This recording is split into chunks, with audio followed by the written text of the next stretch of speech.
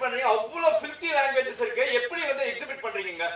எந்த எண்ணத்துல பண்றீங்க sir? It is against the law. இல்ல சார், இது இல்ல சார், இது வந்து பிரைவேட் எக்ஸிபிஷன் சொல்ல முடியாது, பப்ளிக். இது மீடியா வந்து உட்கார உங்களுக்குள்ள பார்த்தா தட் இஸ் டிஃபரண்ட். இந்த மாதிரி வந்து போடுறதுனால போன வாரத்துல வந்து ஒரு படம் வச்சு 10 days இல்ல சார், கரெக்ட் தான் சார். இது பிரைவேட் ஸ்கிரீனிங் தான் sir. This is not private screening. இல்ல சார், நாங்க இன்வைட் பண்ண ஆட்கள் தானே சார் வந்திருக்காங்க. இல்ல சார், மீடியாவை கூப்பிட்டாலே it is a public screening, it is not a private screening. இது சம்பந்தமா நான் வந்து இன்னைக்கு வந்து சென்சார் போர்ட்ல ஃபைல் பண்ணி கம்ப்ளைன்ட் கமிஷனர் ஆபீஸ்ல ஃபைல் பண்ணிருக்கேன். This is an offense sir. ஏன்னா நீங்க ஒருத்தர் இந்த மாதிரி பண்றதுனால தான் இட் கண்டினியூஸ். ஒரு 10 நாளைக்கு மேல இல்ல சார், அதான் சொல்றேன் சார். நீங்க படம் பாத்தீங்கன்னா உங்களுக்கு புரியும்.